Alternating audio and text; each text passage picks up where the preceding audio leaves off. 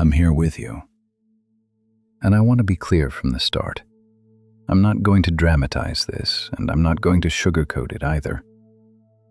If you kept second-guessing yourself, it wasn't because you're weak, indecisive, or incapable of thinking clearly.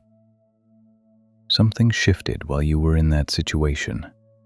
And once that shift happens, doubt starts to feel normal. You probably remember moments where you noticed something didn't sit right. A reaction, a comment, a change in tone. You felt it before you could explain it. And then, almost immediately, you questioned yourself.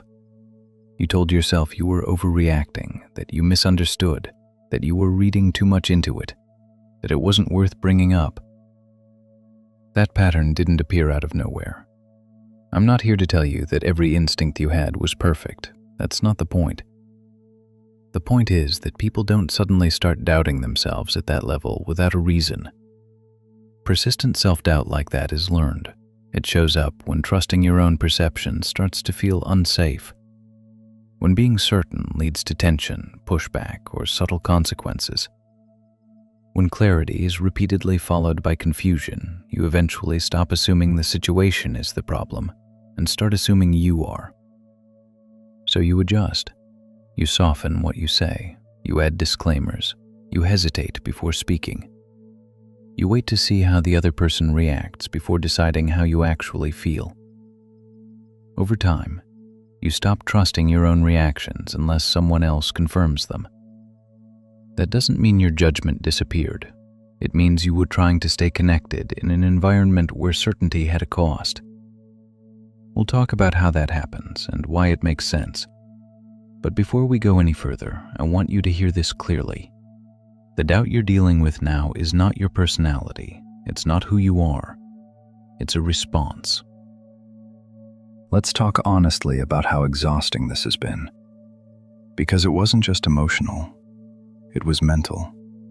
Constantly checking yourself, replaying conversations, wondering if you remembered things wrong or if you should have handled them differently. That kind of internal pressure wears people down. There's a specific type of tired that comes from never feeling settled in your own perspective. You're not just dealing with the relationship itself. You're dealing with the aftermath of doubting your reactions, your memory, and your judgment. That creates a low-level anxiety that doesn't shut off, even when nothing is actively happening. You might also feel embarrassed about it now. Embarrassed that you didn't trust yourself sooner. Embarrassed that you needed reassurance. Embarrassed that you stayed uncertain for as long as you did. That embarrassment can turn into self-criticism if you're not careful. You start asking yourself why you didn't see it clearly, why you tolerated it, or why you kept giving the benefit of the doubt. I'm not going to tell you that it was easy or that you were doing everything right. But I am going to say this clearly. Being confused for a long time doesn't mean you were passive or unaware. It means you were in a situation where clarity was repeatedly interrupted. When someone consistently responds to your concerns with minimization, deflection, or subtle invalidation, your system doesn't relax. It stays alert. You start scanning for the right way to phrase things so they'll be received better. You try to anticipate reactions. You manage the emotional temperature instead of focusing on what you actually feel. That's not comfort. That's strain. And if you're feeling worn down now, that doesn't mean you're weak or dramatic. It means you were carrying more than you realized for longer than was sustainable. The confusion itself was work. Holding everything together was work. Questioning yourself while still trying to show up was work. So if you're tired, that makes sense. Not because you failed, but because you were under pressure in a place where you were supposed to feel safe. This is where things usually get tangled, so we need to slow it down a bit. When you look back now, it's tempting to collapse everything into one conclusion. That your self-doubt says something about your intelligence, your strength, or your value. That if you were sharper, more confident, or more grounded, this wouldn't have happened. That conclusion feels logical, but it's wrong. Your self-worth didn't drop because you suddenly became less capable. It eroded because you were in a situation that repeatedly disrupted your ability to trust your own perception. Those are not the same thing. One is a character judgment. The other is a context-driven response. People often assume that only insecure or inexperienced individuals second-guess themselves like this. That's not true. In reality, thoughtful, empathetic, and self-reflective people are often more vulnerable to it. You're more likely to question yourself if you care about being fair, if you're open to feedback, and if you're willing to consider that you might be wrong. Those traits don't disappear under pressure. They get used against you. Over time, the situation teaches you a quiet lesson, that certainty causes friction, while doubt keeps things smoother. So you start choosing doubt, not because you believe it more, but because it feels safer. That doesn't mean you stopped thinking clearly. It means you adapted to the environment you were in. This is important to say plainly. Your worth, intelligence, and emotional capacity existed before this situation, and they exist now. They were not created by the relationship, and they were not destroyed by it. What changed was your confidence in your internal signals, not the signals themselves. Separating those two things matters, because if you don't, you'll keep trying to fix yourself for something that wasn't a personal defect. You'll look for confidence instead of rebuilding trust. And confidence doesn't come first. Trust does. When you understand that your self-doubt was a response to pressure rather than evidence of weakness, something shifts. You stop treating yourself like the problem that needs correcting. This is where people often get stuck, because they judge themselves for feeling two things at the same time. On one hand, you felt uncomfortable, uncertain, or unsettled. On the other hand, you still cared. You still hoped things would improve. You still wanted closeness, reassurance, or stability. Those feelings didn't cancel each other out. They existed together. That doesn't mean you were confused about what was happening. It means you were emotionally invested while also sensing that something wasn't right. That combination creates tension. Your mind tries to resolve it by finding explanations that allow both things to be true. You tell yourself the situation is just complicated, that the timing is bad, that stress is distorting things, that if you adjust a little more, it will settle. This is a normal human response. Attachment doesn't shut off just because something feels wrong. In fact, attachment often makes discomfort harder to interpret clearly. When you care about someone, you're more likely to look for explanations that preserve the connection. That's not weakness. It's how bonding works. At the same time, normalizing those emotions doesn't mean excusing the patterns that cause them. Feeling conflicted doesn't make unhealthy dynamics acceptable. It doesn't mean the mixed signals, inconsistency, or emotional pressure were harmless. It just explains why you stayed engaged longer than you might have if you were less invested. What often gets overlooked is how draining that internal split is. Wanting closeness while feeling uneasy puts your nervous system in a constant state of negotiation. You're never fully relaxed, but you're also never fully disengaged. You're managing your reactions instead of listening to them. Over time, that makes everything feel heavier than it should. So if you're looking back now and wondering how you could feel both connected and unsettled, stop treating that as a flaw. It was a sign that part of you was paying attention while another part was trying to keep things intact. The mistake isn't that you felt both. The cost came from staying in a situation where that split was never resolved. This is the part where things usually get clearer, but also more uncomfortable. Not because it turns into blame, but because it requires accuracy. What trained you to second-guess yourself wasn't one big moment. It was repetition. Small interactions that, on their own, seemed easy to dismiss. A concern you raised that got minimized. A boundary you hinted at that was ignored. a reaction you had that was reframed as you being too sensitive, too intense, or misreading things. Over time, those moments add up. Not loudly, but consistently. You start noticing that the rules keep shifting. What was acceptable yesterday becomes a problem today. What they said they wanted doesn't match how they respond. You're told one thing, but their behavior suggests another. When you try to clarify, the conversation doesn't resolve anything. It just leaves you feeling more uncertain than before. That uncertainty isn't accidental. When clarity is repeatedly interrupted, people don't become more confident. They become more careful. You start choosing words more precisely. You rehearse conversations in your head. You wonder how something will be received before you decide whether it's even worth bringing up. Eventually, you stop trusting your initial reaction and wait for cues from the other person to tell you how to feel. That's not mutual understanding. That's adjustment under pressure. This doesn't require labeling the other person as evil or malicious. What matters is the pattern. A dynamic where your perspective is regularly questioned, softened, or redirected will slowly teach you to question yourself first. And once that habit sets in, it follows you even when the situation ends. Here's the hard part to accept.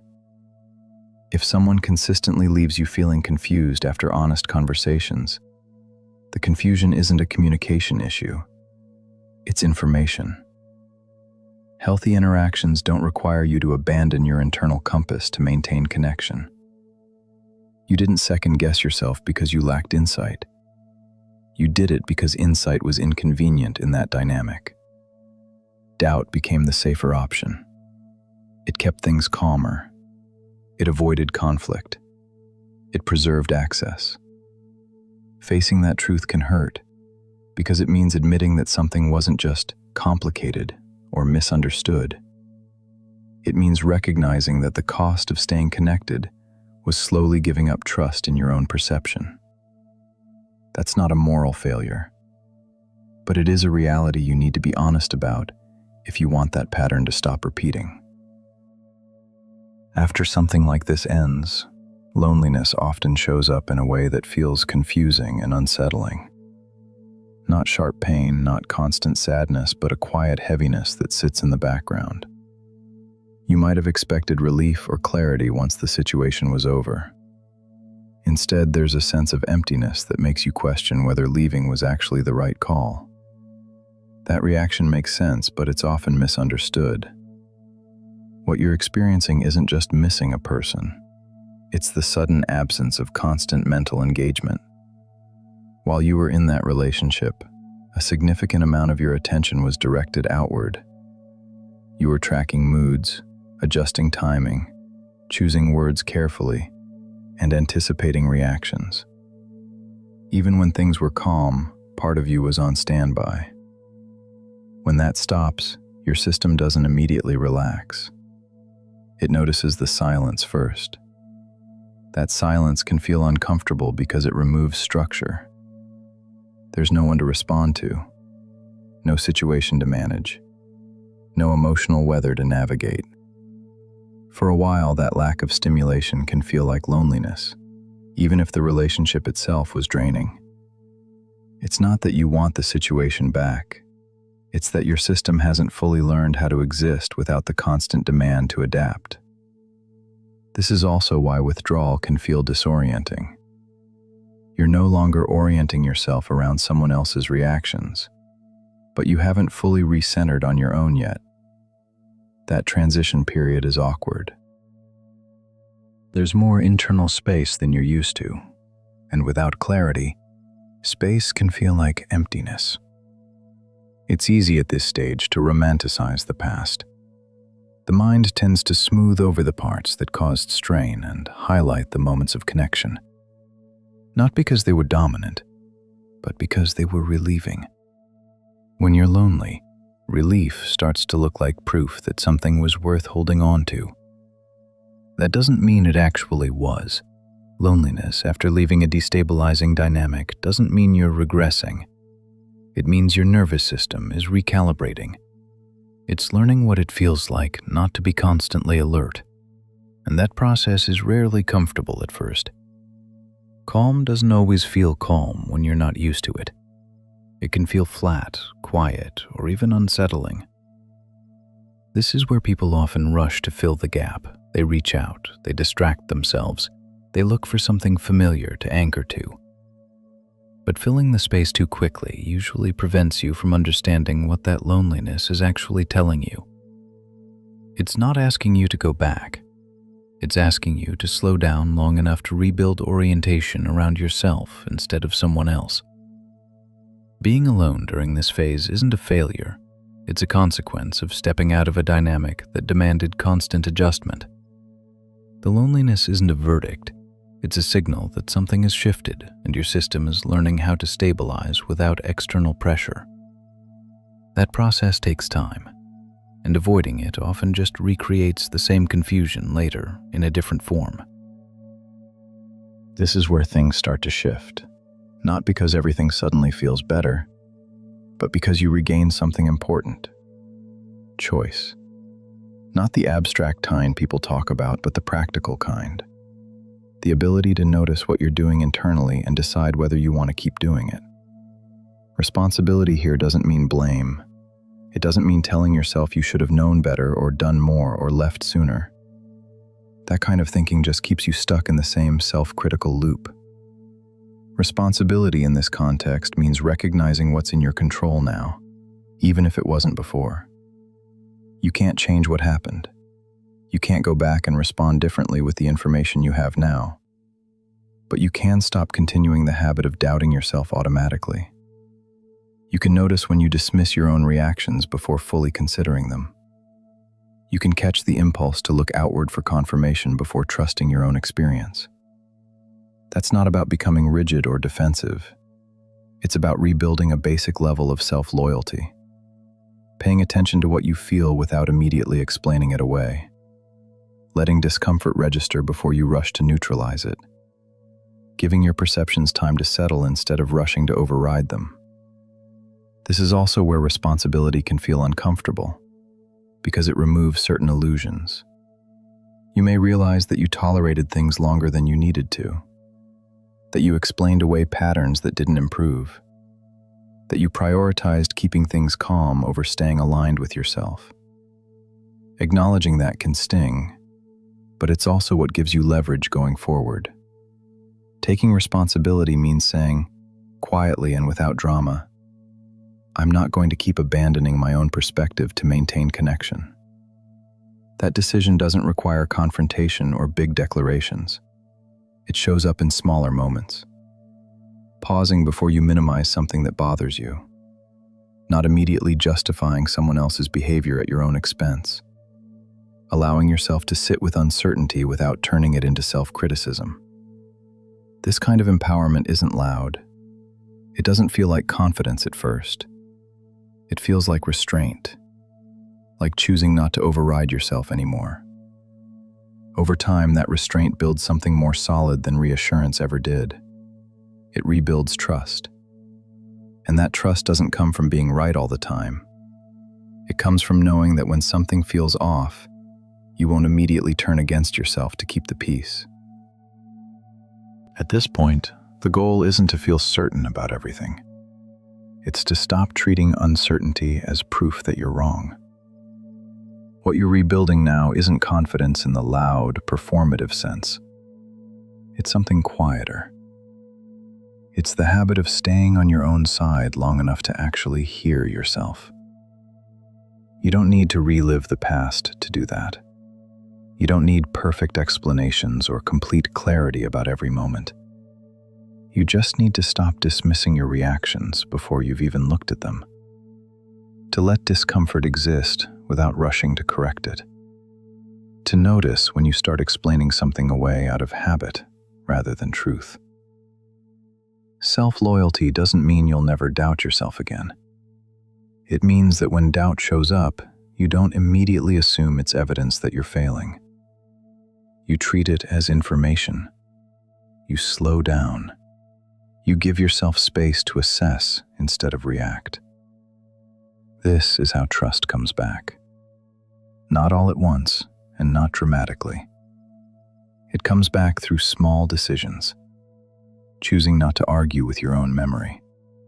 Choosing not to minimize your experience to keep things comfortable.